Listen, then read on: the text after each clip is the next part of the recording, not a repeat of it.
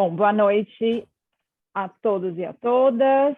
Bem-vindos a mais um seminário aberto em parceria da Lacoste DBB com o Instituto Langage. Esse mês temos aqui um seminário aberto especial, que temos vários participantes, né? Várias pessoas que vão falar aí para nós. Então, a gente já vai começando, não vou me alongar muito aqui para a gente não perder tempo, já estamos alguns minutinhos atrasados, então queria dar boas-vindas, né, aos autores. A gente hoje vai apresentar o livro que foi lançado pelo Instituto Langage recentemente, Bebê, Corpo e Ação, que a Érica está mostrando aí para vocês. Eu vou passar a palavra para a Érica para apresentar o livro e os autores, e a gente já começar, e eu vou ficar aqui só fazendo um papel chato de controlar o tempo, para que a gente tenha tempo de ouvir a fala disparadora, e daí ter um momentinho para perguntas ao final. Érica? Muito obrigada, Júlia Montenegro. Então, sempre o nosso seminário da última quinta-feira do mês é em parceria, Instituto Langage Lacoste do Bebê. Para quem não conhece o formato, nós vamos ter uma fala disparadora e um tempo de troca em seguida, como a Júlia disse.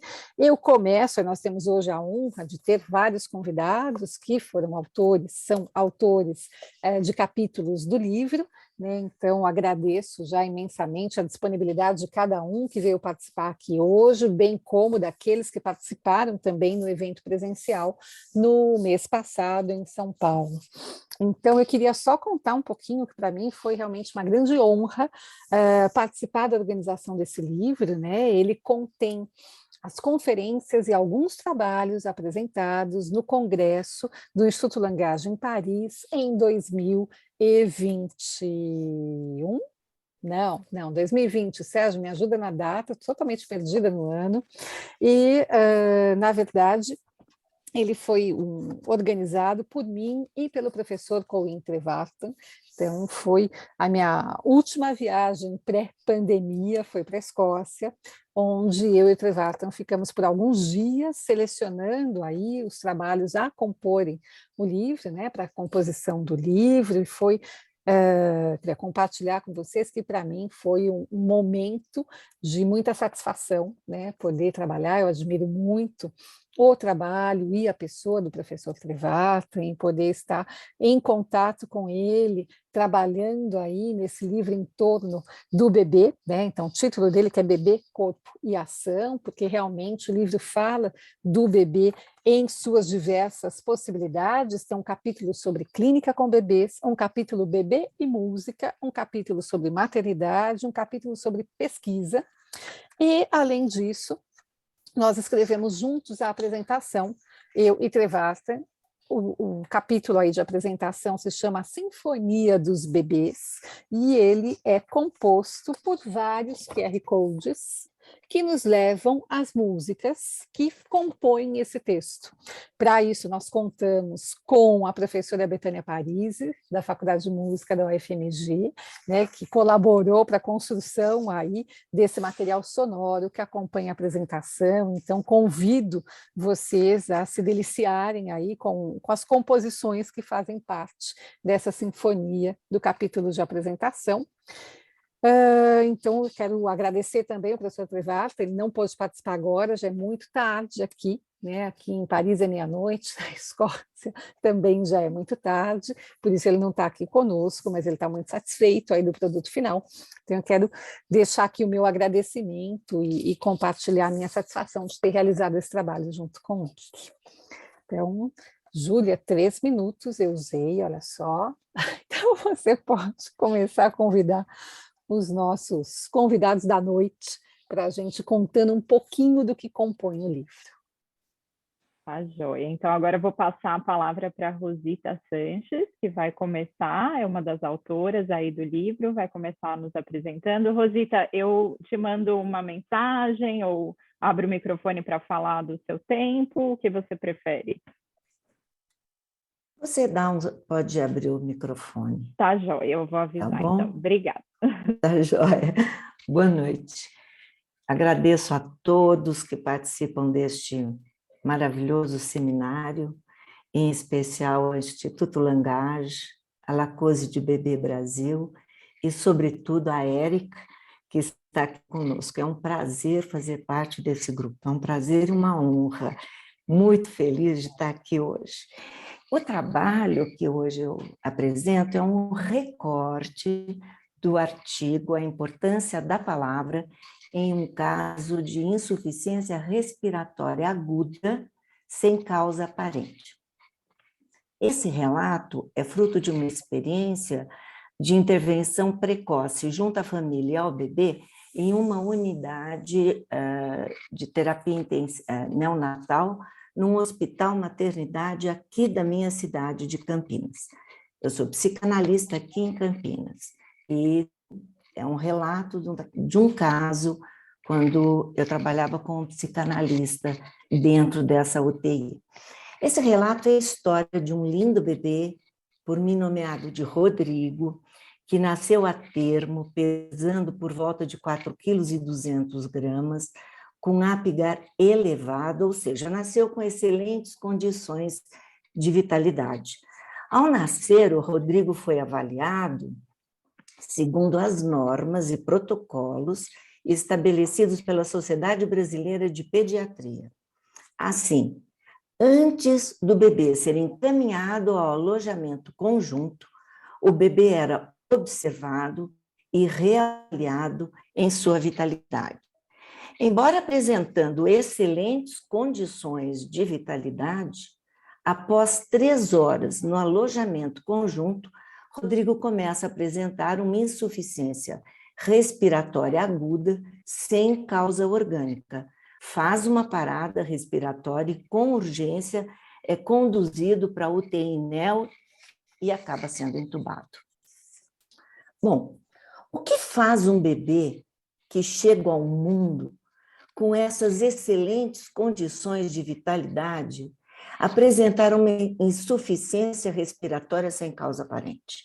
O que Rodrigo poderia estar nos enunciando sem a produção de palavras? O que deixa sem ar?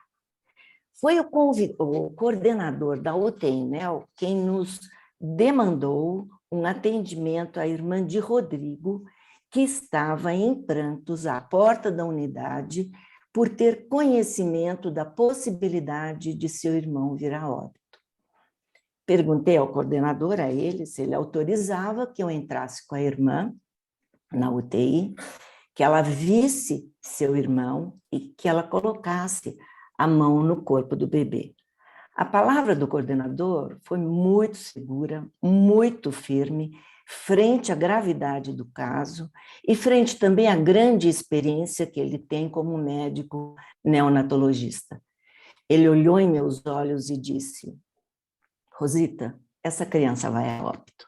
Ele só não disse, seja rápida, mas eu entendi. Ele disse, vai a óbito.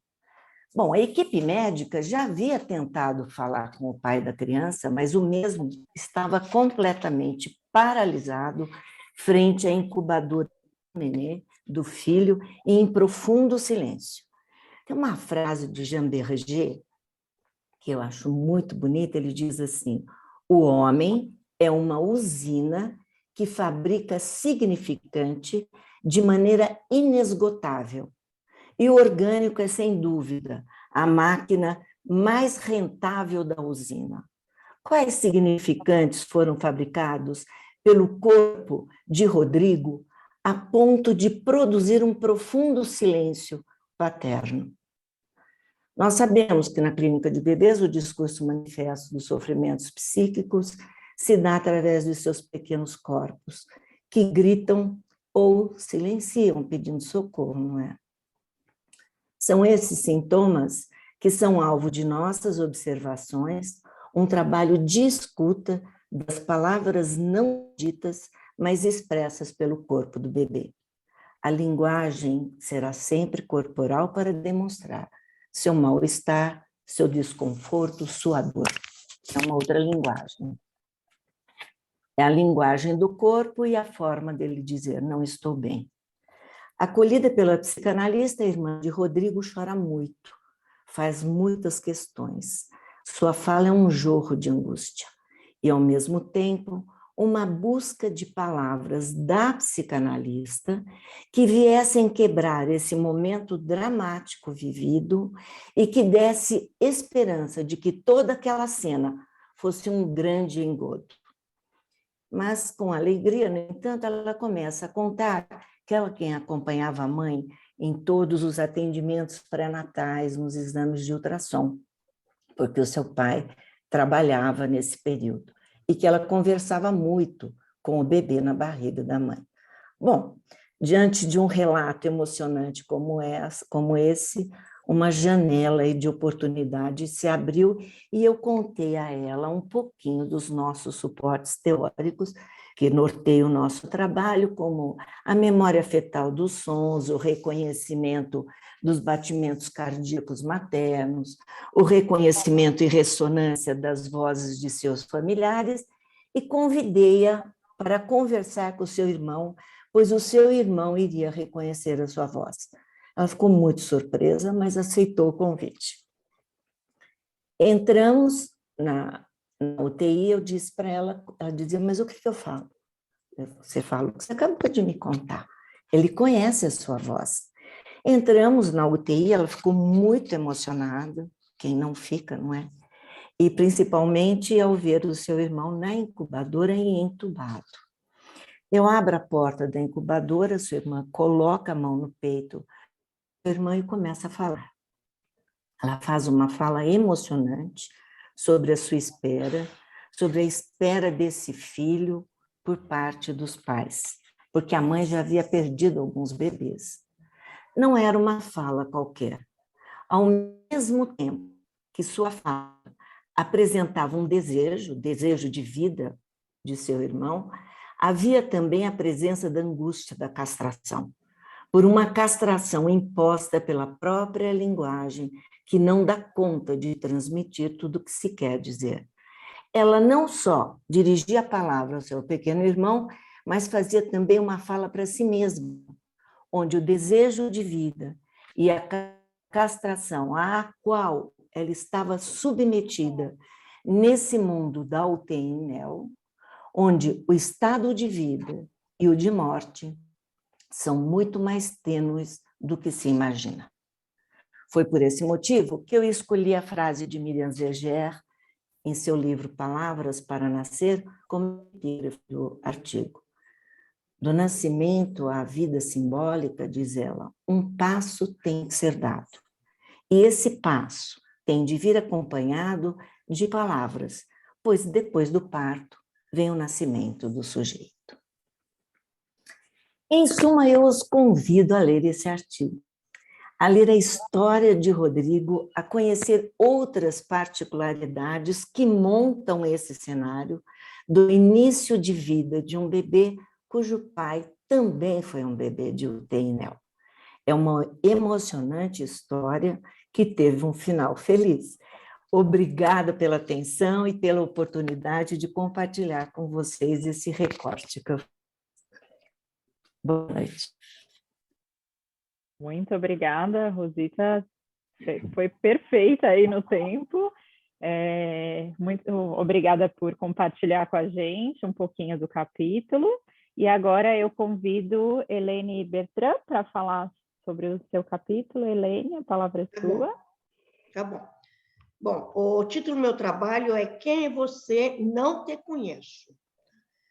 Na realidade, há algum tempo eu venho observando em alguns pacientes adultos quão presente está a influência das experiências traumáticas do bebê ou da primeira infância. Tá?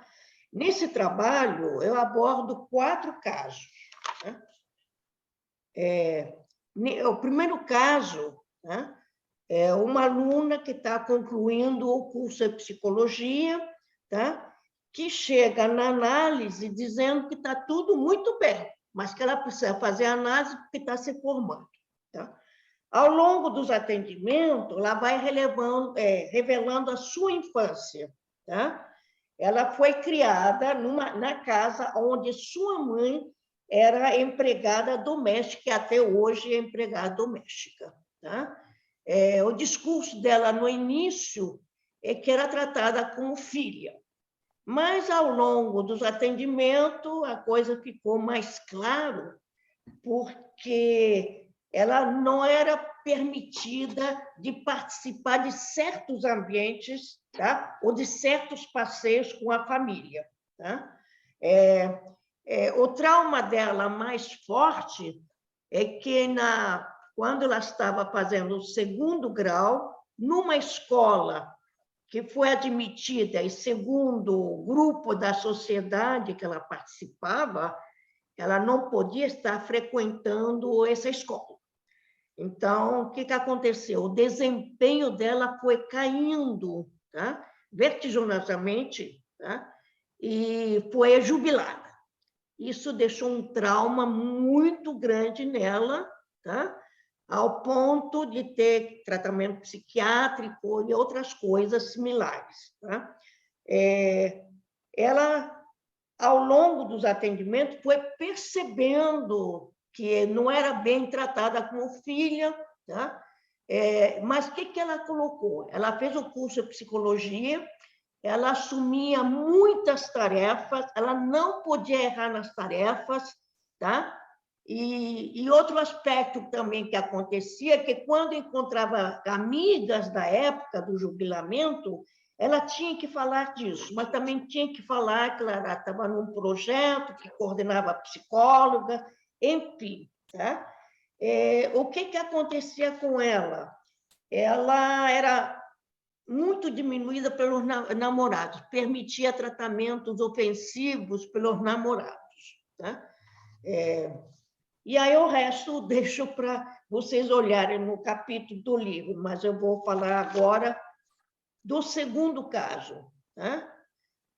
A paciente entra no meu consultório chorando muito, dizendo que queria casar e ser mãe. Era uma pessoa de 40 anos. Tá?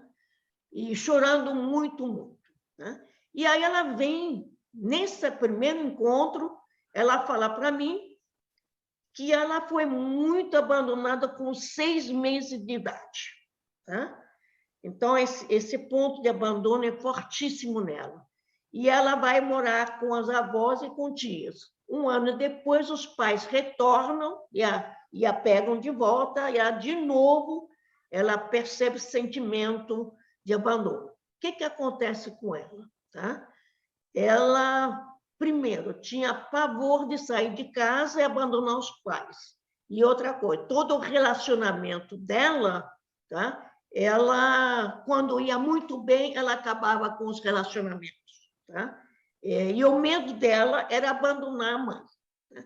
Ela não queria abandonar a mãe e também de ser abandonada. Então, ela tinha problemas físicos, inclusive desmaiar na rua, etc., etc., ia para o hospital e não era encontrado alguma causa a respeito. Né? Bom, o caso 3 é uma paciente com 42 anos, ela chega com a preocupação de perda da voz e não poder trabalhar, ela é vendedora. Na realidade, ela teve um período que perdeu a voz e teve que sair do trabalho dela. Tá? Qual a história dela? Ela tinha 12 irmãos, e toda vez que a mãe tinha um bebê, a mãe surtava e era internada. E ela ficava com a idade de 5, 6 anos, cuidar de certos irmãos dela. Tá?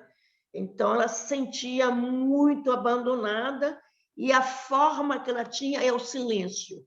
Tanto que ela, com 16 anos, pega uma gravidez e só é descoberta que ela estava grávida quando ela tem o bebê. Tá? No início, ela queria abandonar esse bebê.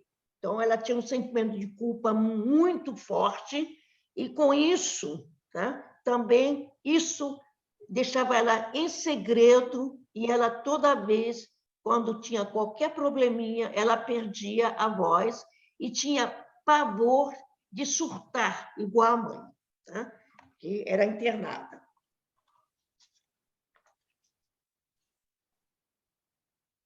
No caso 4, tá? De sexo feminino, 45 anos, tá? eu estranhava alguma coisa, porque ao longo das sessões apareceu um menino de 5 anos se jogando no chão, xingando, né?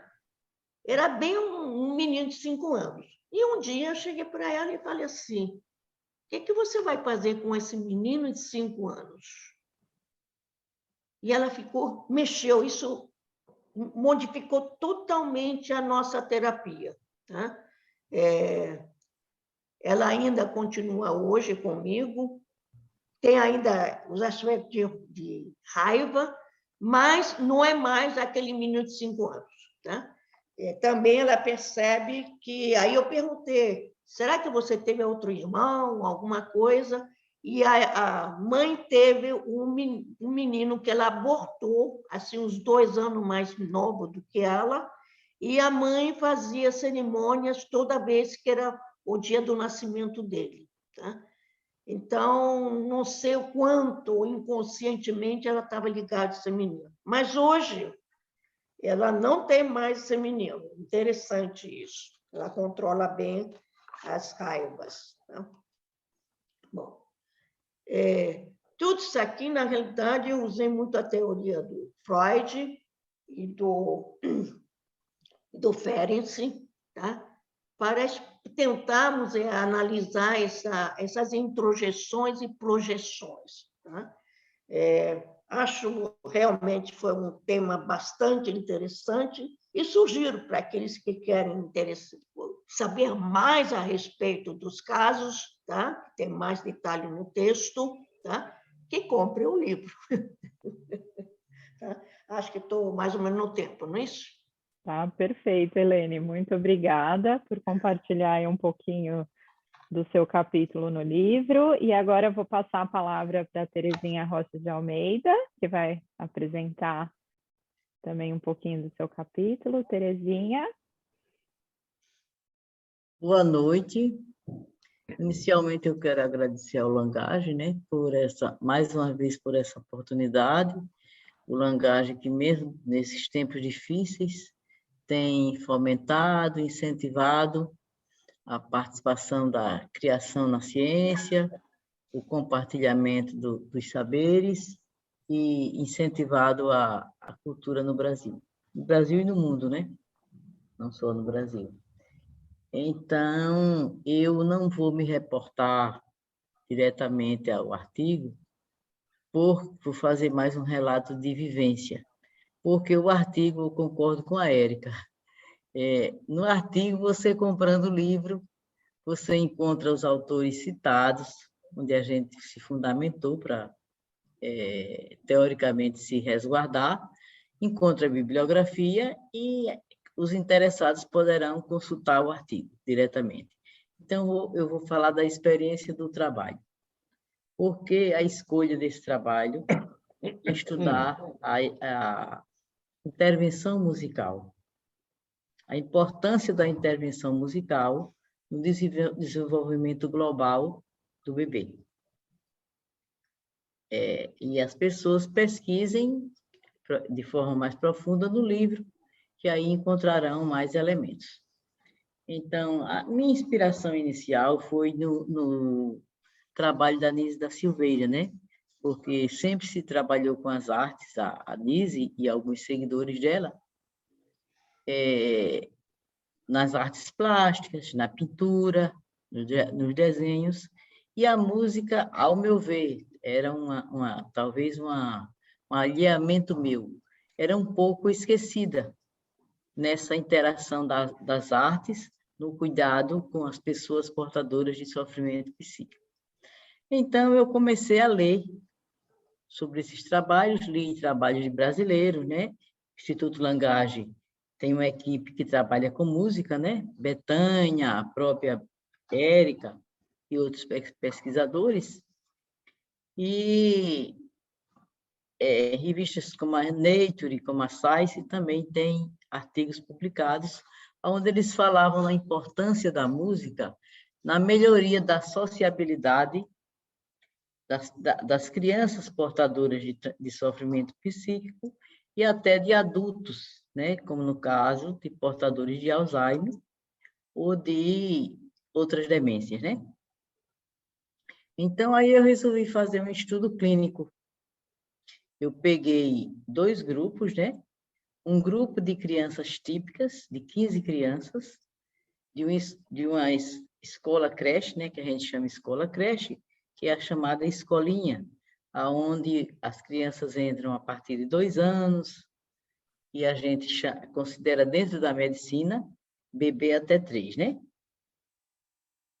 Então, peguei esse grupo de 15 crianças típicas, através de pedagogos que trabalhavam conosco, e levavam os questionários para as pedagogas dessa escola fazerem com as mães e as próprias professoras, para ver o desenvolvimento cognitivo dessas crianças mediante a intervenção musical. E o outro grupo, que era o grupo de crianças chamados atípicas, que era o nosso, que era tratado no nosso centro de atenção a crianças especiais. Então, a gente queria ver qual o papel, qual a importância que a atividade artística musical poderia ter nesse desenvolvimento. Todos sabem que a música é uma atividade que é querida e respeitada pela humanidade desde os primórdios. Desde os povos mais primitivos aos mais civilizados, ditos civilizados, né? Tem um maior respeito pela música, e a música foi sempre cultuada. Então, esse papel dela na questão lúdica, do entretenimento e do prazer do humano, está provado por vários estudos. Então, o que foi que a gente observou? Esses meninos, esse trabalho é um trabalho preliminar. Eu estou apresentando a primeira fase, porque ainda vai ter uma outra posterior. Depois dessas crianças atípicas passarem pela intervenção musical, que tem que ser no mínimo de 1 ano. Foram crianças que eram admitidas, cadastradas no nosso serviço, e que chegaram antes da nossa orientação para que a intervenção musical fosse colocada dentro do contexto do tratamento dessas crianças. Então, o que foi que aconteceu? O que foi visto durante o trabalho até agora? Inicialmente, a gente viu que nesse grupo de 15 crianças típicas dessa escola, que tinha só crianças, nenhuma com diagnóstico de transtorno mental nem de sofrimento psíquico, a gente viu que apenas uma mãe cantava para essas crianças de forma regular e constante. Cantigas de niná e cantigas do gosto da mãe, segundo o repertório que a mãe apreciava. Apenas uma não cantava, as demais cantavam. Qual era a orientação que a gente estava buscando nesses questionários? Se isso era feito na hora das trocas, na hora em que a mãe dá banho na criança, na hora que a mãe acalenta a criança, na hora que a mãe nina para dormir. Ao contrário disso, nas nossas crianças atípicas, a gente viu o seguinte, que a maioria, uma delas apenas, fazia isso com regularidade e constância. 2 delas fazia de forma irregular, quando dava vontade, de forma aleatória, e 12 delas não faziam. Não estavam nem aí. A gente sabe que inúmeros fatores influenciam tanto negativamente, que são os vírus, os agentes biológicos, né? Vírus, bactérias, os agentes químicos, a própria fome, a desestruturação familiar, são fatores negativos que pesam no desenvolvimento da criança. Do outro lado, temos os positivos, que não são apenas a música. Tem várias outras intervenções, tanto artísticas como pedagógicas, que influenciam o próprio ambiente, que influenciam um bom desenvolvimento global infantil. Eu estou abordando apenas um fator, né, que é o papel da música no desenvolvimento global do bebê. Então, o que a gente viu durante esse estudo foi que essas crianças atípicas, sem esquecer que essas crianças são crianças que têm um aparelho neuropsíquico comprometido, né? Elas têm, de alguma forma, alguma lesão no aparelho neurológico, ou psíquico, ou em ambos. Mas nada que não possa ser revertido, melhorado, por conta da epigenética e por conta da neuroplasticidade. Na medida que você investe em estímulos cerebrais, isso já foi provado por estudos por neuroimagem, nós não temos neuroimagem funcional. Nós estamos nos baseando em estudos clínicos, mas nos estudos lidos pelos autores das revistas que eu citei, dos artigos que eu citei, eles não fizeram na linha cognitiva, do desenvolvimento cognitivo, fizeram na linha da sociabilidade. Mas eles viram que, através de estímulos em determinadas áreas do cérebro, como o hipotálamo, córtex cerebral, área pré-frontal, amígdalas, cíngulo. Essas áreas, quando estimuladas, elas aparecem em cores diferentes e mostram que elas reagem a estímulos. Então, a gente, por analogia, sabe que usando uma intervenção benéfica, mesmo sem a gente comprovar com a ressonância magnética funcional, a gente sabe que essas áreas estarão sendo estimuladas, já que a música, comprovadamente, por outros estudos, é uma das atividades, uma das intervenções que mexe com todo o cérebro. Tanto é que o compositor musical, né? Eu não me refiro ao cantor. Toda forma de música tem importância, desde o ouvir ao cantar, ao fazer a música e principalmente a melodia, o músico mesmo, que compõe a melodia. Ele mexe com todas as áreas cerebrais. Terezinha, 10 minutos. Está passando? Deu, tá bom? Oi? Isso, já deu 10 minutos. Vou pedir para... Nossa, eu não disse quase nada, então eu vou concluir. ainda tinha tanta coisa da área cerebral para a gente falar. E eu pensei que eu tivesse com um tempinho muito reduzido, tivesse dito pouca coisa. Na verdade, não disse quase nada, né? Mas, já que eu estou com o tempo esgotado para concluir, o que a gente fechou nesta fase preliminar de estudo, que ainda está em andamento, foi que o que é importante na intervenção musical é a constância e a habitualidade. Não é apenas cantar de forma aleatória. A gente viu resultados aonde essa intervenção era feita constantemente e de forma habitual. E a orientação que a gente passou para essas mães, que começou a estudar a partir daí para a segunda etapa do estudo, foi de que essas intervenções podem ser feitas professores de música, em escolas de músicas que antigamente tinham idades limitadas, uma fase foi 7 anos, outra 5, outra 3, e agora é a partir de 2 anos, se eu não me engano.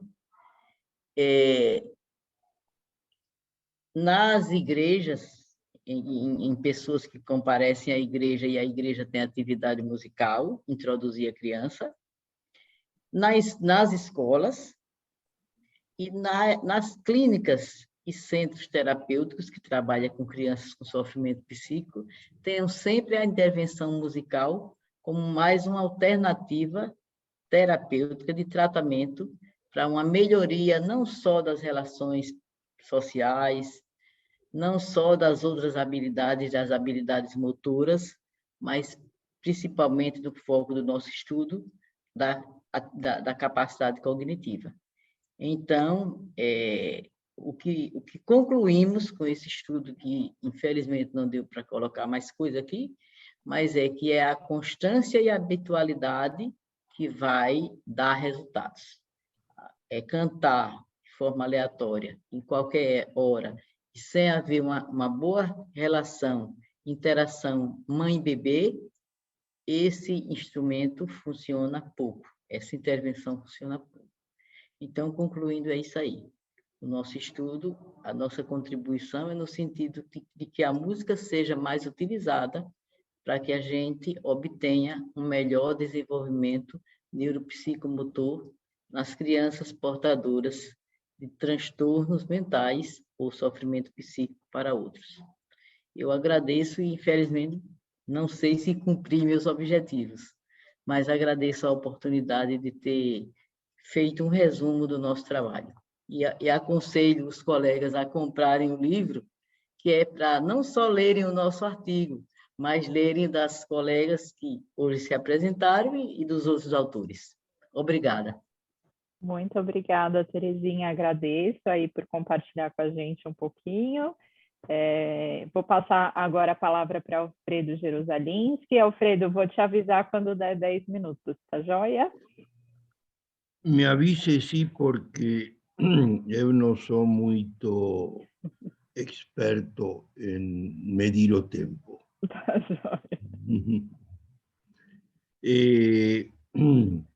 Bem, em primeiro lugar, quero agradecer ao Instituto Langage e aos colegas que tiveram a gentileza de compartilhar o espaço de trabalho neste livro.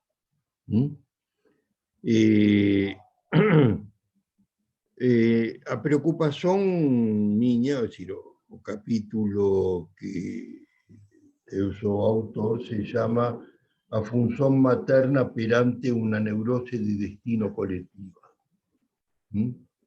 E que é uma tese que eu sustento, que estamos inmersos numa neurose de destino coletiva, me refiro à nossa espécie, ainda nas mais diversas formações culturais. E que vocês sabem que a neurose de destino, definida por Freud como essa certeza obsessiva de que tudo vai acabar mal na vida do sujeito. Por que tudo vai acabar com um desfecho fatal? Todos sabemos. É decir, a minha filha Julieta, nesses dias, teve a generosidade de me fazer conhecer uma frase filosófica fundamental que diz o seguinte: a vida é uma doença sexualmente transmissível que inevitavelmente tem um desfecho fatal. Repito, a vida é uma doença sexualmente transmissível, que inevitavelmente tem um desfecho fatal. O princípio de que todos morremos, logicamente.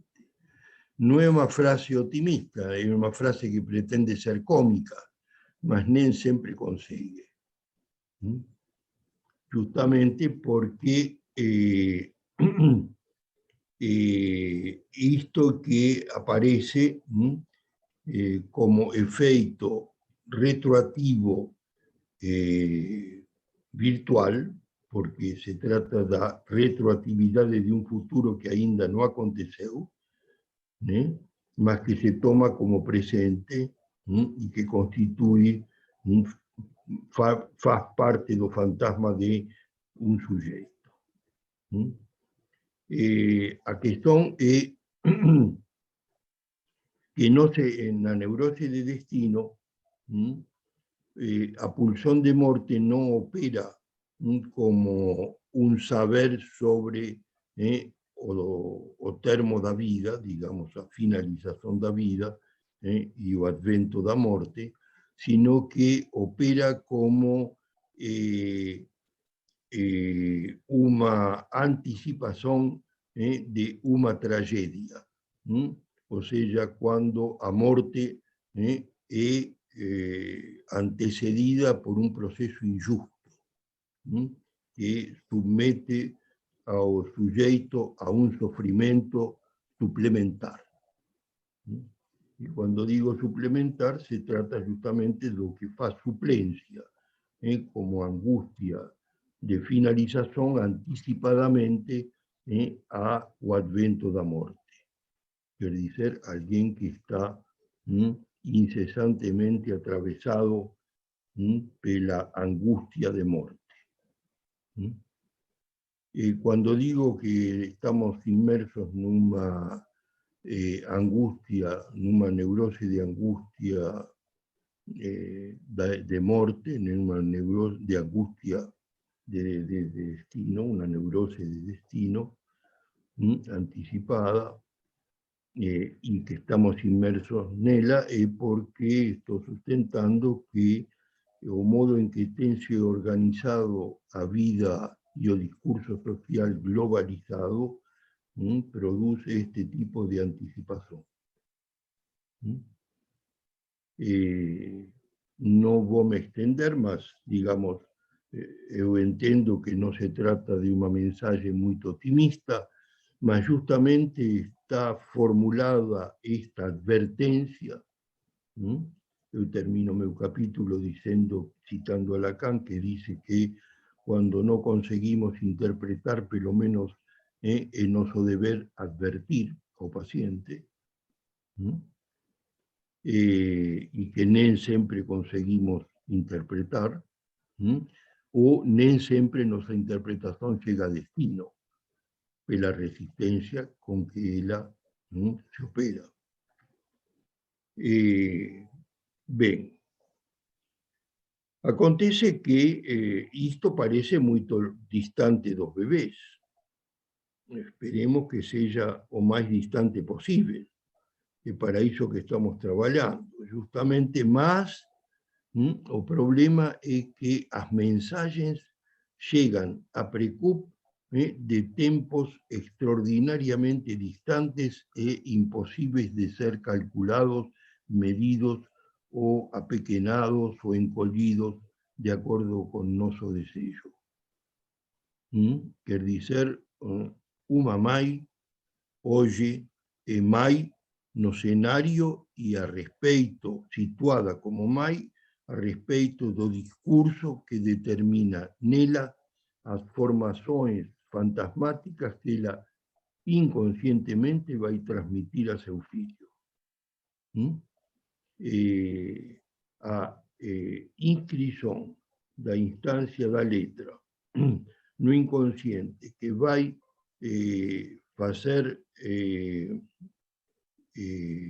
fronteira entre a pulsão e o desejo, entre o real e o imaginário, e entre o princípio da realidade e o princípio do prazer, essa instância da letra será inscrita a partir do código que a mãe vai produzir como marca no corpo, onde a pulsão aparece inicialmente de un modo desorganizado, porque nacemos en objeto, y ese caos precisa de ordenamiento materno que va a producir, va a traducir o va a marcar esos estoros pulsionais como código. Código que quiere decir criar diferencias. Criar diferencias de significación. Digo código porque ainda vai demorar até se instalar no bebé como significante, para adquirir extensión polisémica. Los códigos primevos iniciais são biunívocos. E é por isso que a criança se fala em terceira pessoa durante bastante tempo, e é por isso que mãe não são a categoria, a classe das mães, sino a sua. E ela que representa a garantia da repetição desse código, que é o que lhe permite entrar no campo da significação, transformando seu realix precisamente no eu ideal. Por que esse eu inicialmente precisa ser ideal? Simplesmente porque a mãe tem que responder, se assumir como responsável da transmissão de que este menino vai responder de um modo ideal àquilo que o discurso social demanda de um sujeito nessa cultura. E, mais ainda, vai ter que transmitir não somente aquilo que o discurso demanda, sino a modulação no campo da pulsão que essa demanda do discurso toma no fantasma da mãe. Quer dizer, a mãe vai, isso que chamamos mãe, mas que pode ter diferentes protagonistas, essa mãe vai exigir de seu filho que ele personifique antecipadamente, antes de ele poder personificar qualquer coisa de esse sujeito que o discurso social impõe. E ele não vai ter, o bebê, a liberdade de responder na medida que lhe seja possível. Tem que responder no imperativo materno a constituir uma representação ideal de aquilo que a mãe transmite como demanda do discurso. Por isso é que Alfredo, o ideal do eu está presente também no fantasma que se inscreve ou que se torna imperativo para o bebê. E é por isso que o bebê rapidamente é colocado na posição de cumprir metas, cumprir realizações. E se não aparece a linguagem no tempo certo, ou caminhar no tempo certo, e o que é o tempo certo? Alfredo, deu 10 minutos, tá joia? Só Eu pra te preciso avisar. somente 10 minutos mais. Já então vou comprimir meu tempo, ou seja, vou realizar no meu ideal, o eu ideal, o ideal do eu do capítulo. Me perguntava então neste capítulo que é o que constitui hoje esse ideal do eu, o que pode nos esclarecer o manifestar, en qué consiste ese ideal do eu planetário. Y ahí, voy a abreviar, claro, tropezo con Bertrand Russell. Bertrand Russell, filósofo inglés, todo el mundo conoce, escribió, entre otros, un libro que se llama, un segundo,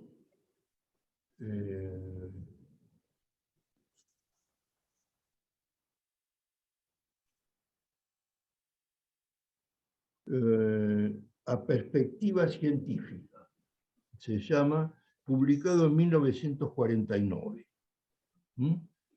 Él recibió el premio Nobel en 1950.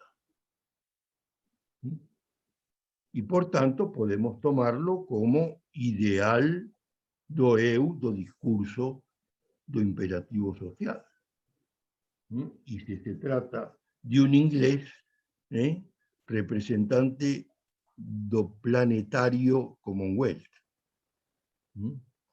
Resulta que él escribe lo siguiente, y con esto voy a concluir.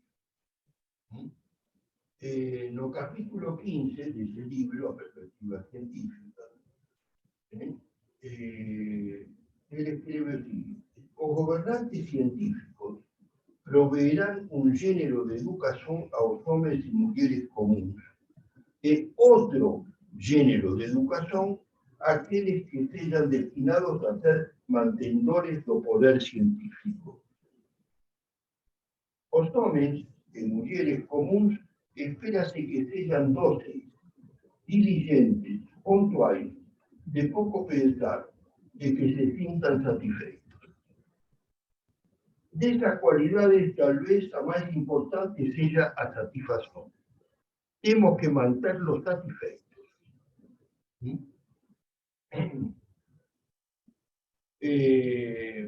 Para producirla, recorrerse a todos los recursos da psicanálisis, do behaviorismo y da bioquímica.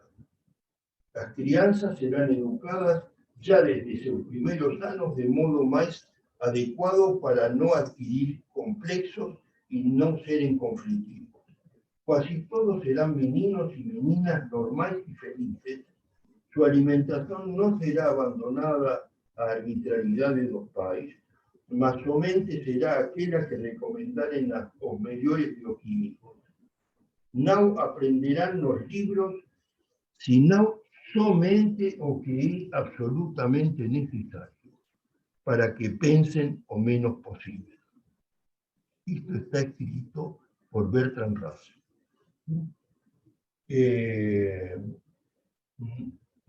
Son bioquímicos. Y los temperamentos así formados se imporá a docilidad mediante los métodos de instrucción militar. Todos los meninos y meninas aprenderán desde a su primera edad a ser lo que denominamos cooperativos y mansos, o sea, a hacer exactamente lo que todo el mundo hace. Este es el ideal do eu, que configura na função materna, hoje, o eu ideal, que a mãe inconscientemente se vê impulsada, obrigada, seduzida a configurar na transmissão para a constituição do fantasma que guia a vida de sucesso de seu filho. Ou seja, submeta-se a estes princípios, porque senão vai fracassar. Este é o risco que nossos bebês estão correndo. Só isso. Muito obrigada, Alfredo. Vou passar a palavra para a Érica. Bom, agradeço imensamente. Vocês viram cada um no seu estilo, né? Fazendo aí uma improvisação, eu diria, a partir do capítulo, né? Fizemos um jazz, cada um a partir do seu capítulo, né? Falando ao seu estilo. Acho que isso dá um pouco o foco, né? Uma cara um pouco do estilo do livro, que foi também composto dessa forma, né? Preservando aí o estilo de cada um. Então, nós estamos em cima do tempo, mas se tiver uma questão ou duas entre os autores ou entre o público, ela será bem-vinda. Enquanto isso, enquanto vocês aquecem aí para uma questão, um comentário, eu queria agradecer a Carolina Pontes, que está aqui com a gente, que trabalhou nesse livro, que trabalha conosco no Instituto Langage, que trabalhou diretamente aí na edição desse livro. Então, todo mundo que escreveu no livro conversou com a Carolina aí por e-mail, né? Então, vocês podem achar a janelinha da Carolina. Levanta a mão, Carolina, assim todo mundo te vê, né? E agradeço a todo o trabalho.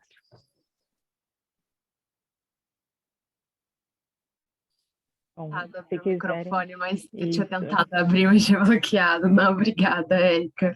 Foi muito bom participar desse projeto, né? Foi meu primeiro trabalho, né, com o Instituto, Érica, que começamos ano passado. E aí tô com um livrinho aqui também. Está sendo muito bom ver vocês. Infelizmente eu não pude ir no lançamento presencial, mas é aquela coisa, né? A internet possibilita que a gente tenha esses encontros. Virtualmente a gente se conhece. Com certeza. Muito obrigada, Carolina. Júlia, alguém levantou a mão, abriu o microfone? Aqui temos comentários agradecendo, elogiando, né, o trabalho. Aqui um comentário da Kátia, agradecendo a apresentação da Rosita, que acho que foi um pouquinho antes, né, assim que a Rosita estava apresentando. Bom, outros comentários dizendo muito emocionante, parabéns. Aqui a Etienne, que saiu dizendo que é sempre um prazer ouvir as colegas com experiências tão ricas. Ela precisou sair, mas ela disse que é muito grata por participar de um livro ao lado de colegas que ela admira tanto. Aqui um comentário da Andrea, parabéns aos autores. Se alguém quiser levantar a mão ou escrever no chat.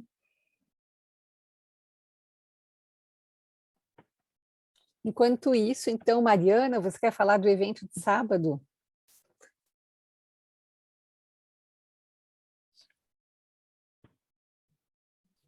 Olá, eu vou deixar postado o evento, né? Vou até compartilhar. Então, só que está ao contrário, tudo bem? Tudo bem. Então, primeiro vai do congresso. Tá bom. Então, a gente aproveita aqui para lembrá-los do nosso congresso deste ano, 3 a 6 de agosto. É o 7º Congresso Internacional Transdisciplinar sobre a Criança e o Adolescente, e ainda há tempo de submeter resumos até dia 6 de junho. O Congresso já tem uma lista lá no Instagram de conferencistas confirmados, ele vai ter o mesmo formato de sempre, então, conferências, workshops, posters, e mesas redondas. Então, passem lá, dá uma olhada e aguardamos todos. E cursos, um curso no primeiro dia de Alfredo Jerusalinski, quarta-feira à tarde, e também de Marie Christiane Lazic, os dois na quarta-feira à tarde, e eles não são simultâneos, então todos os participantes podem fazer o curso do Alfredo Jerusalinski e da Marie Christiane Lazic. Obrigada por me lembrar, Sérgio. E antes disso, sábado, esperamos também encontrar todos vocês no evento gratuito, que começa às 2 da tarde, sobre diversidades, aspectos políticos, sociais e culturais. Então, nós vamos passar a tarde de sábado dialogando em torno dessa temática. Estão todos convidados. Vocês estão vendo ali a presença dos palestrantes. Se a Andréa quiser apresentar alguma coisa, acho que a Andréa Laurman está por aí. Pode abrir o microfone.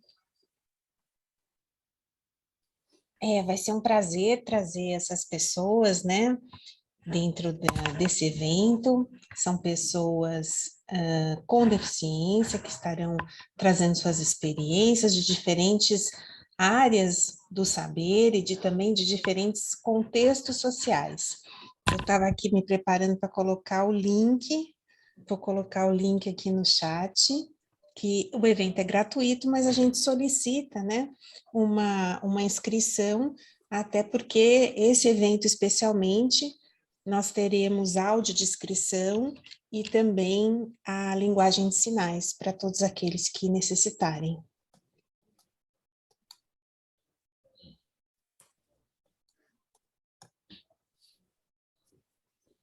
Bom, queria então agradecer a presença de todos e todas, agradecer a presença dos autores aqui que falaram um pouquinho do livro. Acho que eu vou adicionar aí que esses livros também que são lançados, né, os eventos são o momento da gente escutar, né, os autores. Então, acho que é poder colocar uma carinha aí dos autores nos livros que a gente está lendo, né? Então, esses eventos são sempre muito importantes para as nossas trocas, né? Para a gente se conhecer. Então, acho que é um momento muito rico. Então... Não sei, Júlia, se tem outros autores presentes que podem levantar a mão. Eu estou vendo na minha tela a Gláucia Galvão, que esteve lá conosco no dia de São Paulo, presencial, mas talvez na minha tela eu não veja, mas esteja aqui Cláudia presente, tá então aí, só sim. levantar a mão. Outros autores que porventura estejam passando por aqui. Desculpa, levantar a mãozinha como isso, como reação, que nem sempre a gente consegue ver quando vocês levantam. Precisa levantar a mão virtualmente para o Zoom Isso, a conseguir Gláucia colocar as Galvão. pessoas em destaque. Kátia tem uma Gláucia, questão. Adriana Mael, Isso. Milton Fix, Kátia.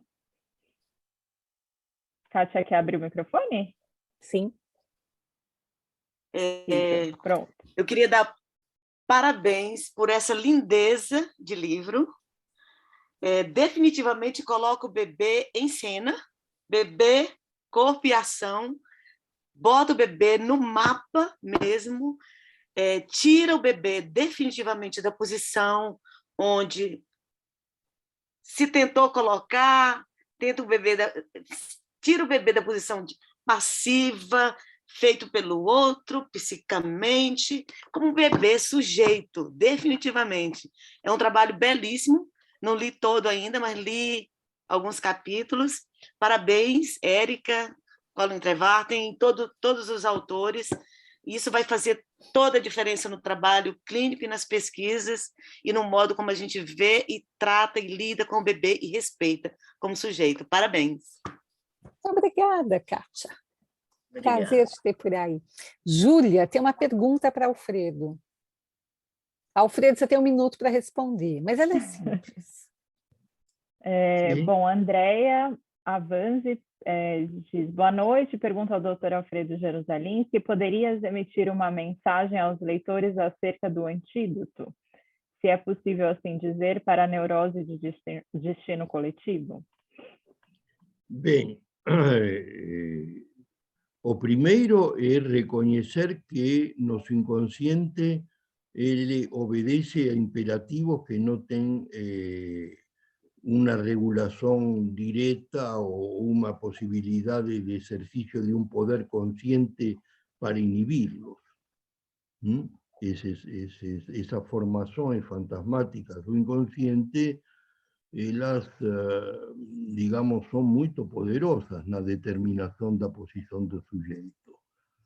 E por isso que, digamos, advertir suas formações, os momentos de sua formação antecipadamente, se torna necessário nas políticas de prevenção, inclusive no lugar que se dá às diferentes categorias de conceitualização de que significa o desenvolvimento, a inscrição do sujeito, etc. Então, eu diria o seguinte, sim, não há antídoto no sentido de uma vacina, mas há possibilidade de intervenção.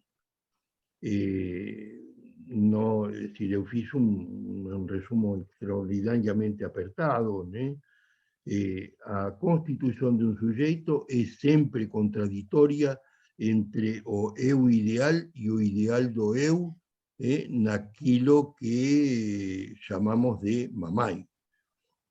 A relação da mamãe com seu filho cria um código, em todos os casos singular, que o discurso social pretende capturarlo.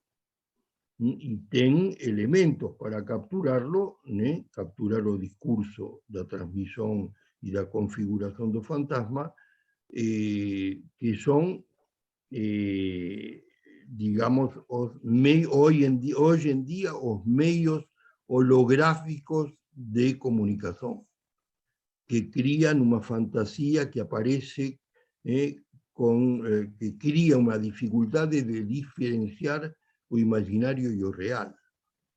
E isto captura as relações primárias. E é aqui onde temos que intervir. Nessas relações primárias, onde a grande tentação é preparar ao filhinho para que ele seja um rei nesse mundo onde não se diferencia a fantasia do real, onde não se diferencia, né, a pulsão do desejo. E aqui temos um elemento de prevenção muito importante, que é o seguinte: a letra, o modo em que se coloca, produz ou não produz corte entre a pulsão e o desejo. Produz ou não produz corte entre satisfação e falta. E não produz, então, diferenciação entre ser e ter.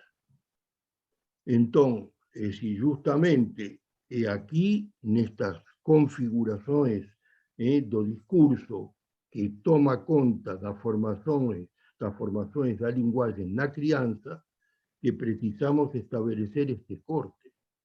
E a intervenção de um analista em épocas tão precoces da vida é justamente introduzir esse corte.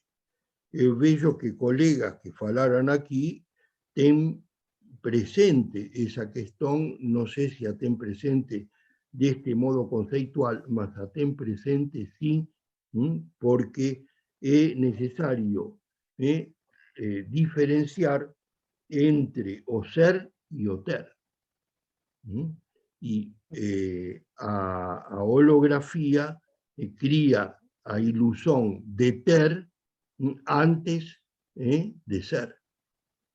E este é o problema que temos que analisar com muito cuidado enquanto a nossa intervenção analítica com os bebês. Porque a preocupação de darle ao bebê o que lhe cause a maior satisfação é o pior. Esta preocupação enorme de que a criança aprenda a dirigir e a manejar os instrumentos da comunicação antes de ser, o coloca na posição de ser equivalente a ter esses instrumentos. Então, digamos, esses dramas com que tropeçamos nos nossos consultórios, de quanto tempo pode usar meu filho o celular, quanto tempo de televisão é viável, quanto tempo... Quando vem essa pergunta, é porque o desejo é tempo total. Se não, nos perguntariam quanto tempo. Nós sabemos que quando se estabelece uma negação na formação discursiva, é porque o desejo é que não haja negação. Então, digamos, o mundo atual nos vende que para ser é necessário ter. Muito obrigada, Alfredo. A gente vai precisar agora encerrar, porque a gente já está passando aí um pouquinho do horário, mas agradeço muito a presença de todos. Convidamos a todos para o evento, né, de sábado e também para o congresso. Érica? Muito obrigada, Júlia Montenegro. Então, agradecemos a presença de todos e nos vemos de novo na próxima quinta-feira, no Seminário Aberto, primeira quinta-feira do mês de junho. Um abraço, agradeço também a presença de todos os autores, os que circularam por aqui para falar hoje, que já estiveram em São Paulo, outros que ainda vão participar de outros eventos em torno do livro. Agradeço a disponibilidade de todos e todas. Eu imagino que a maioria das pessoas já nos seguem nas redes sociais, mas, né, convidar a todos para nos seguirem nas redes sociais para saberem as datas dos próximos seminários. Via de regra, a última quinta-feira do mês é o seminário em parceria do Instituto Langage com a Lacoste DBB. Então, muito obrigada e até a próxima. Tchau, tchau. Até. Obrigada. Até a próxima. Tchau. Boa noite. Boa noite.